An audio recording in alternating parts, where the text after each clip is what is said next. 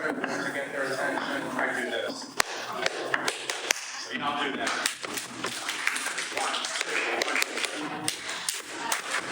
Got everyone's attention? Okay, thank you. We're overwhelmed with appreciation. Thank you all so much for coming up. I have a few people to thank, and I never know where to begin. This always gets very emotional for me because I've been working now with y'all for 13 years, and every year it gets better. Thanks to lately our executive director, Christy Karst-Goman, who's bringing us to a new level.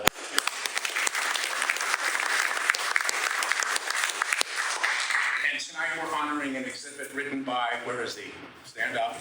Hello. Will McCoy, our writer and curator and also designer of the beautiful exhibit you'll see in the museum, which was, I must say, sponsored by some very generous people locally. The Spiger family, George. All the folks from Stage Stop Campground. And I have a little, y'all have a little history with Annette. There used to be a house on the Stage Stop Campground property, 1930 wooden house. She kept calling me saying, Jim, you need to come take pictures of the old house. So a few years ago, we made a date. It was beautiful, blue sky, no clouds. She said, bring an umbrella just in case, in her Alabama accent that I love. So I go up to Stage Stop, I park, I get out of the car, I meet Annette, and we start walking toward the old house, and the sky is just open. With an umbrella, we walk around that 1930 house, taking pictures with our wet phones. And I said, is there any chance we can go inside? And she says, Jim, the house is full of bees. We ain't going anywhere. Love that woman. We had some really good times. I also want to thank Paris with Giant Recreation World, if you could show yourself.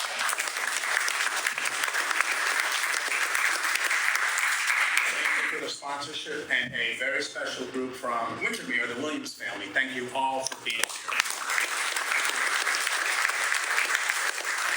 Young Lauren Williams is interning with us this summer. Thank you so much.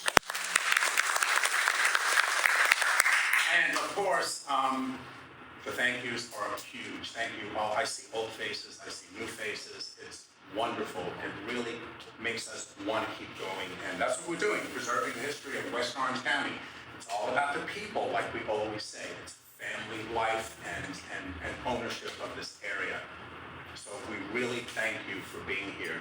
And tonight we have the privilege of hosting Dr. John Cappleman, who's going to be talking about his scouting experiences in the area. And yeah, I have nothing more to say. Dr. John Cappleman.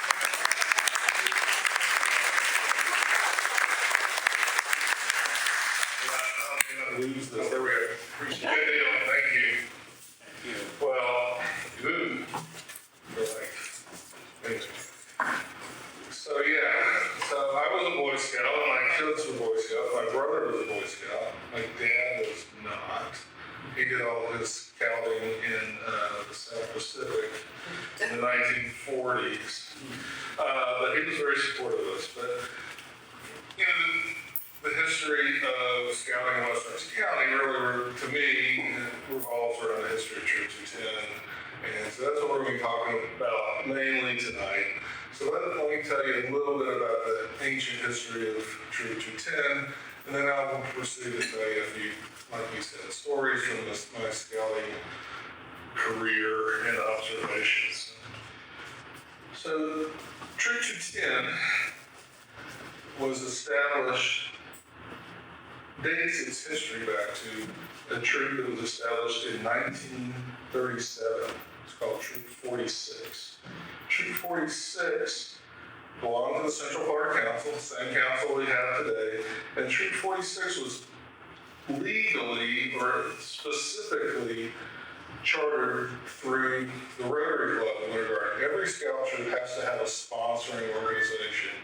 And the initial sponsoring organization of Troop 46 was the Rotary Club, but even at that point, the ministers in the congregation of the Winter Garden Methodist Church, the First Methodist Church, Winter Garden, integral in supporting it. And indeed, the first scoutmaster was the Reverend W.E. Bryant, who was the minister of First United Methodist Church at that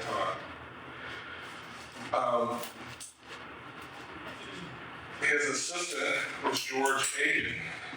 You all have Miss Aiken for 6th grade, like I did.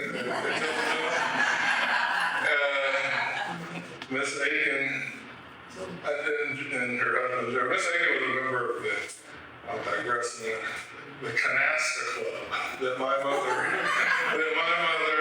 and several other ladies, the people that she put on parties with, and especially it was called the Canasta Club. Miss Aiken was definitely a member of the Canasta Club. That was Ward's mom and several other folks around here. Mrs. Johnny Lee Griffin. They lived out on Lake Avalon, a place that was very frequently used to camp for the early scout troops, even the troops up into my day.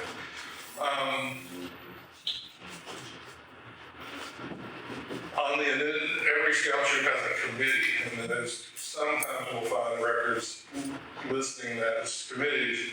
And on that committee was my grandfather, W.F. Cappleman Sr., as well as L.F. Rover, Mr. Frank, who most of us know. In 1951, that's when Troop 210 really came to exist. It was reorganized as Troop 210 and became officially sponsored by the First United Methodist Church.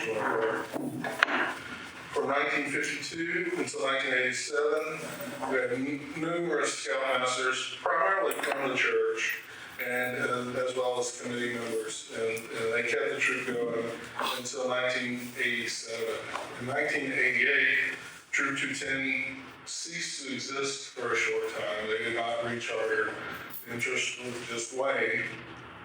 But in 1993, Bob Carney, I don't know if you know him, Mr. Carney was the grandfather of Troop 210 in my day when my boys were starting. Mr. Carney got the troop reorganized. He was an Eagle Scout from 1956. He was quite a sight in his Scout's shorts, let me tell you. But he was the first Scoutmaster. He was followed quickly by a fellow named John Miles, who was a Martin Marietta, Lockheed Martin engineer. He did a great job. He got the first fact that his boy was one of the first Eagle Scouts after the reorganization in 1993. John was quickly followed as Scoutmaster by Charlie Joyner, who was Scoutmaster for approximately 10 years. Charlie's an Oakland fixture. He's a wonderful guy, still around. He just retired from Disney after a career of 30 plus years there, I believe. And he still lives in Oakland. So, a few stories about scouting from my time. When the first one that comes to mind, I think the way to start this off is when my oldest son got to be in scouting. I was so excited. As you'll hear in a few minutes, there's a good theme that runs through all scouting stories, and it's who's having more fun, the dads and the moms, or the scout, and who's doing more work, the dads and moms, or the scout. Ward's mother is famous for being extremely thankful when he got his Eagle badge, because she didn't have to work as hard anymore. And that's a true thing throughout. So getting my son down through his Eagle project was a family affair, I tell you. But it was fun, and we wouldn't trade for the world. But one of the things the Boy Scouts do every summer is go to camp. And we were fortunate enough during my son's time, which was in the from around 2000 to 2014. We went to camp every year. We tried to go somewhere exotic for West Orange County. And the first, Charlie Joyner was the scoutmaster when my son Sam joined, and he loved Camp Daniel Boone, which is in near Waynesboro, North Carolina, and Waynesville, North Carolina. And so we went there every year for 2 or 3 years. And I went, the first year I went was my first adventure since being a Boy Scout as a summer camper. And one of the things you do at summer camp, since there's always a lot of water activities, is you have to take a swim test before you, so they can categorize you as how well you can swim. And I was on the West Orange High School swim team. Swim test is no problem. I grew up on Lake Butler, no problem. We go out, and Daniel Boone was on a river, probably a dammed up lake, and they had roped off and even built a swimming pool in that river. It had the size, so it had a 25-yard, classic lane, group of lanes for you to swim. The swim test is to swim down and back, 50 yards, no big deal. No big deal. They also have a mile swim at this, where you will swim a mile, you get a patch. Getting a patch is a big deal on Boy Scouts. And I'd already signed up for the mile swim. But I got up and take my swim test. And I jump in that water. And it is ice cold. Not like Lake Butler now. As well, here I'm swim team boy. I'm going to swim as hard as I can, and I'll warm up. Well, I swam as hard as I could go down, and I got there, and I was okay to the first, and then I turned around and come back. About halfway through, I couldn't breathe. I was so cold, I had worn myself out trying to warm myself. And I really thought, they're going to have to rescue me. This is going to be so embarrassing. I was much more mortified than I was scared for my life.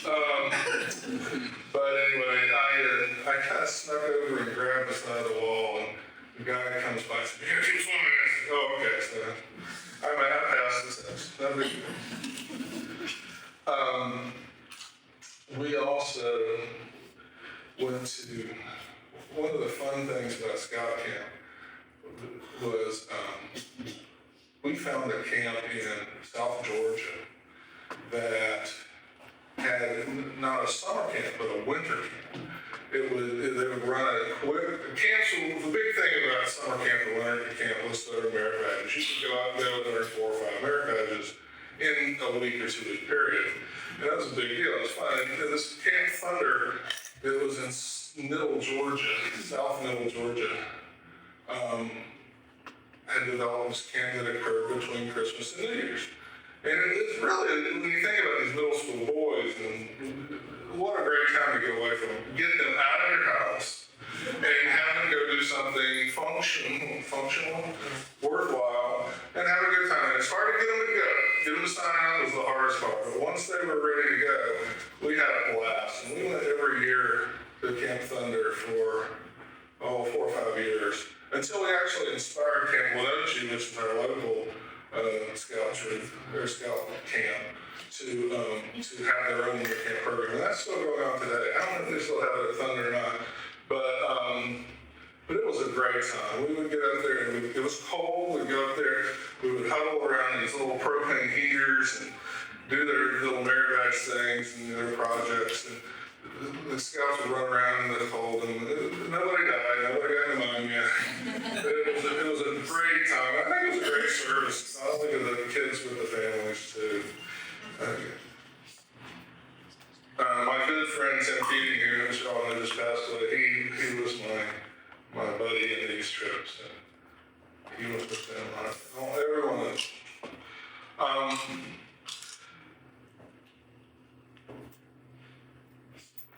have up here the plaque that we used to keep in the fellowship hall of the Methodist Church. It's got every Eagle Scout from Troop 210 on it, including some that date back to the Troop 46.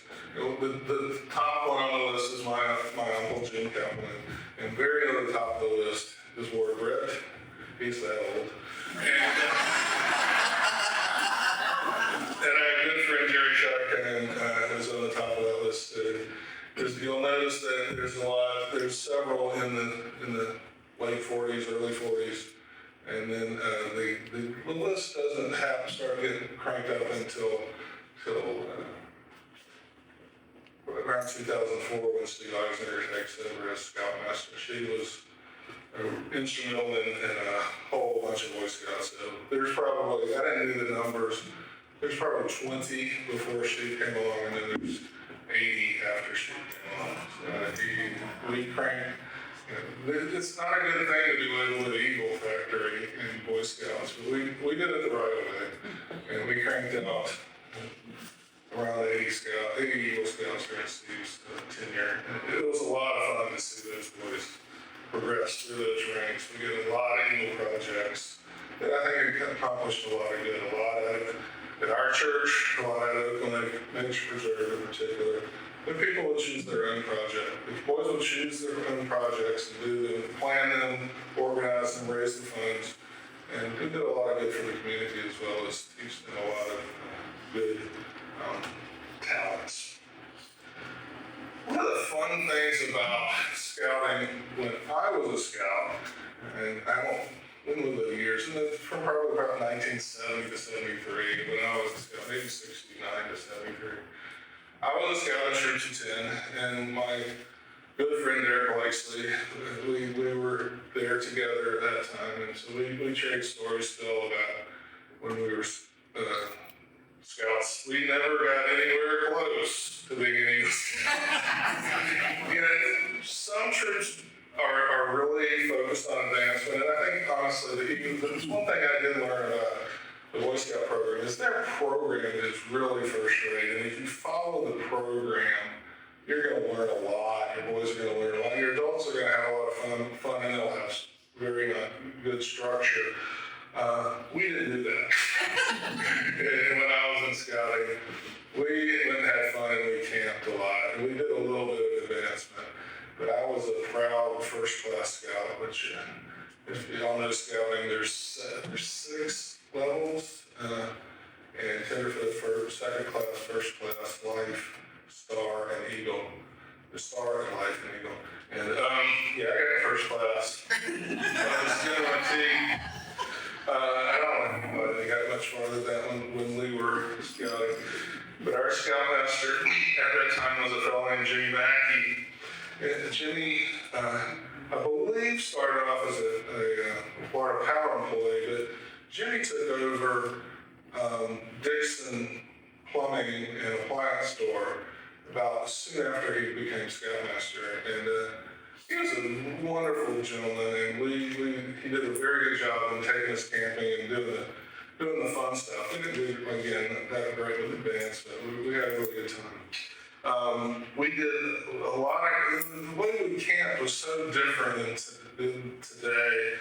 Our default place to go camping was Story Point. Everybody know where Story Point is? And I don't think we asked anybody. We just went out there and they camped. When we were going to decide to go camping, maybe the adults did, but we called Don Phillips or Mr. Story before him, but I don't think so. We just showed up out there, and we were there many, many nights. We also distinctly, I didn't even know this place existed, and certainly didn't know it had a name until a few years ago. But we camped at Bath Pond. It was a little lake there near the Winterguard Cemetery between the, Banana Bay, right there in Banana Bay, between Banana Bay and the Winterguard Cemetery. We actually camped there once, and when Lowell still wrote those books, I said, I've been there. Didn't know it had a name. Another cool, it's just to show you, y'all are all old timers here, and you know how much West Orange County has changed. But, and even downtown Winter Garden. But when I was a scout, again in the early 70s, we had a scout house. We had our own house that was owned by the Methodist Church. And if you can believe it, there were 3 houses there on Boyd Street between what used to be Bird's flower shop, and the old, I call it the old dentist office. Between that and the Methodist Church parking lot, there were 3 houses, one of which the Methodist Church didn't acquire until probably around 2000, at least 98, so that was the last one to go. But the house closest to downtown was where the custodian for the church lived, Mr. Crawford.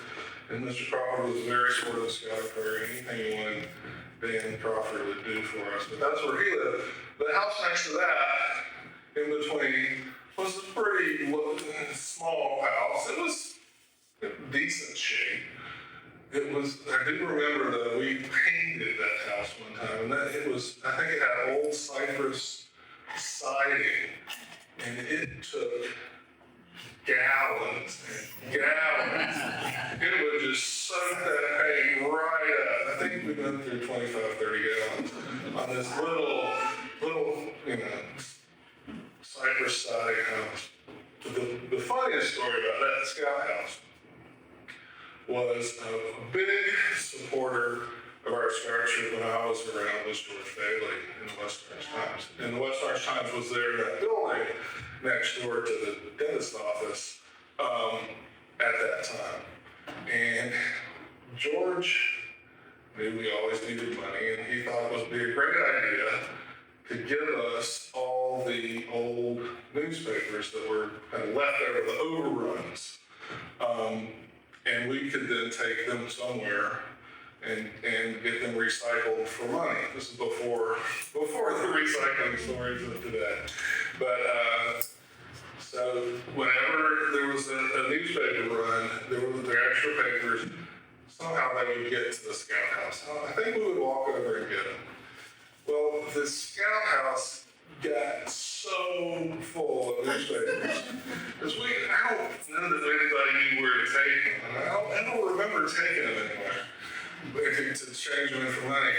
But that little rickety house that sucked up so much paint actually began to tilt the weight of all the newspapers. It was stacked on one end of the house. The end closest, I can see it now, was the end closest to downtown. And that's where we met. That's where we kept all our stuff. And it was really cool to have our own little place. It didn't have running water. It didn't have electricity. It was probably a fire hydrant. And there's no toilet or anything in that house when we had it. The church had taken it all out. But it was ours. It was ours throughout my whole scouting career. Another place we went camping, my brother was a scout. My brother has a sad story. It's all too common in the story of Boy Scouts is that my brother got to be a Light Scout and never got to be an Eagle Scout. As we fondly said in scouting, he got caught by the fumes, the gasoline fumes and the perfume into his scouting career. He got to Light Scout, which was the last one before Eagle. He never got pushed past that. His scoutmaster was a fellow named O.L. Martin. And O.L. Martin worked again before our power. Bill speaks very fondly of Mr. Martin. But his favorite place to go camping was Little Lake Bryan. And which all y'all that are familiar with Disney, that's where, I don't know, does Disney still have their employee retreat place there? And that was owned by the people that owned Jock's Corner, later Johnny's Corner, later some hotel. But Little Lake Bryan was a favorite spot to go camping, way out the end of 535, subsequently getting part of Disney. What else? One of the things I had the best time with as my boys were in scouting was being a Merit Badge counselor. And I don't know if any of y'all are Merit Badge counselor. Anybody can be a Merit Badge counselor. You can be a Merit Badge counselor for your profession or just things that you're interested in. I somehow got, I was really going to go on this and sign up for a bunch. I was at astronomy, very fancy. I can tell you, I can find out some constellations for you. The sky is clear to this day. That's really was most of it. It was fun. And of course, I was first aid for some reason. The one that I enjoyed the most was home repairs. It's all of us that have a house should know something about home repairs. And we would teach these boys how to change a lock or straighten a door. But the best was to change the insides of the toilet. And we had a sub badge that we called "You're now toilet trained." when you could change out the inside of a toilet on your own. We did canoeing. That was another badge that I took people on. We went to several great campsites and campouts, Juniper Run and others like that, where we would canoe and we would purposefully, for fun, flip that canoe over. You had to get back in the middle of the lake, and that was quite entertaining. But we didn't, nobody drowned, nobody got eaten by alligators. We had a good time with that. The culmination of Boy Scouts, kind of the pinnacle of scouting other than getting to be Eagle, is to get to go to Philmont. Philmont is a scout ranch in northeastern New Mexico that was given to the scouting program by the founder of Phillips Petroleum, a guy named Wade Phillips. And our troop, again, through the leadership of Steve Eisinger, was able to go numerous times. I believe they've gone, in one fashion or another, he's gone 7 times, always pushing scouts from troops who tend to go. I think 2 or 3 of those times was actually a troop-led, they're called contingents, a troop-led contingent. And usually you would go in groups of 12, and so they'd have 24, 36 boys and 48. And we took 36 boys and 2 or 3 adults, or 3 or 4 adults would go along with each group. We took those twice just out of our troop. So Steve would do this thing called lead the council contingent, which was open to anybody in the Central Florida Council, which basically is all of Central Florida, eastern Central Florida, all the way to the coast. It doesn't include Tampa area, but it's we would see with the council contingent at least 4 or 5 times.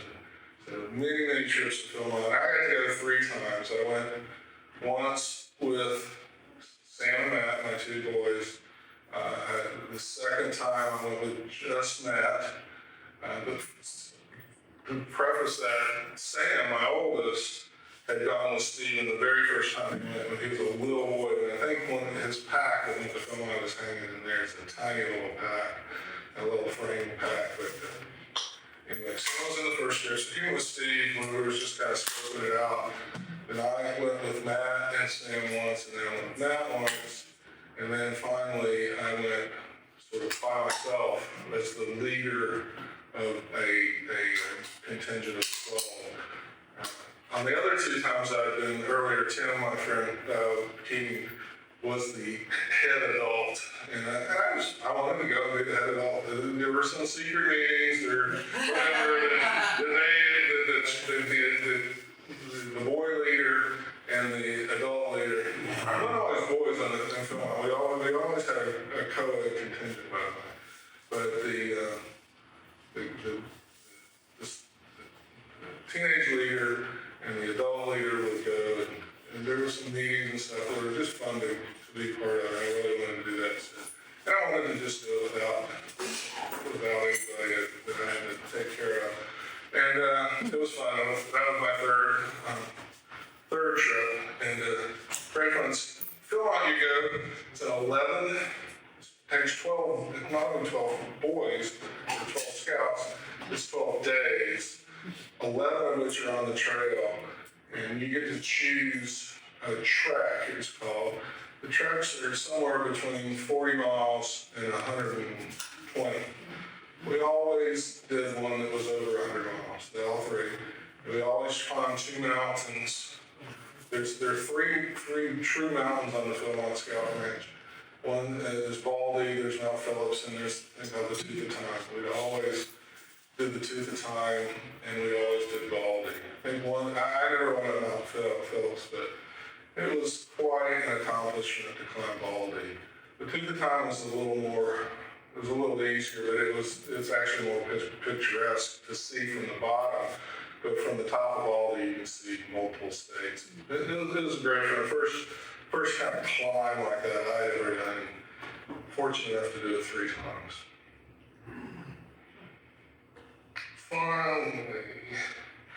Finally, I want to tell you how I ended my scout career. My personal scout career.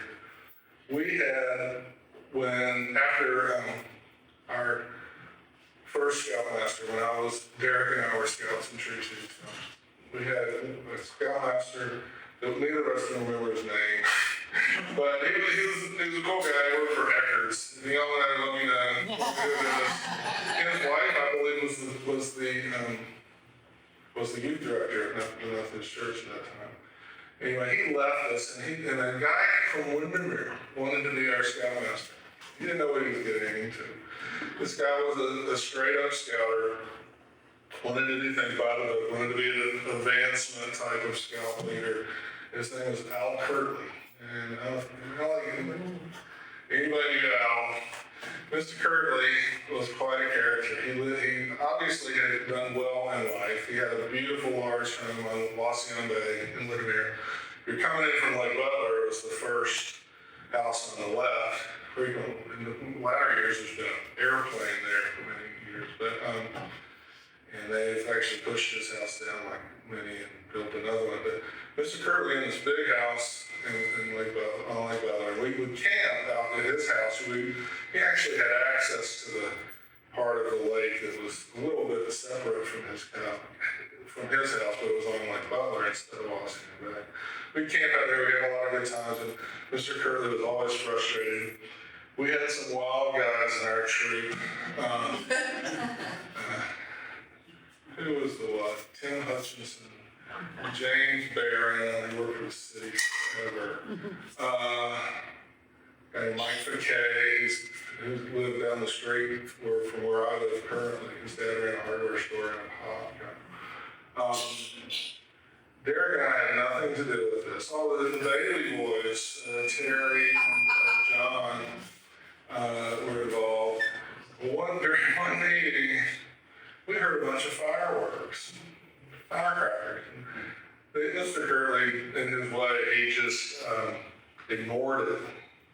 But turned out that these guys had set off a bunch of firecrackers in his car. Oh. He had this cute little, 3 little carbon vehicles, so he was very proud.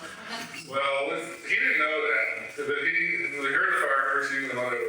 And they said, oh, I gotta get something for my car. And we all went, oh. And the next thing we heard was his engine cranking up, and he was heading down the road. We never saw Al Kirtley again. That's one way to end your scouting career. Anybody else have any scouting stories to share? That's how I end mine. Oh, that's awesome. Yeah.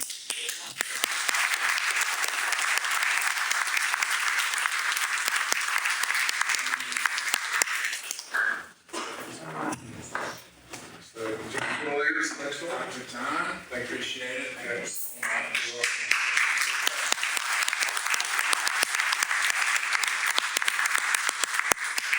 Now we have drinks and nosh. We're all going to be heading over to the museum to see Will's fabulous exhibit. We also want to mark a special occasion. We always do this because we're family. Tomorrow is Will's 26th birthday. Please give him a hand.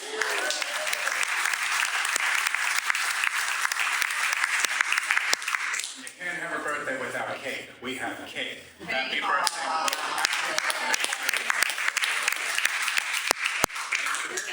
Enjoy, thank you so much. Eat, drink, and go next door.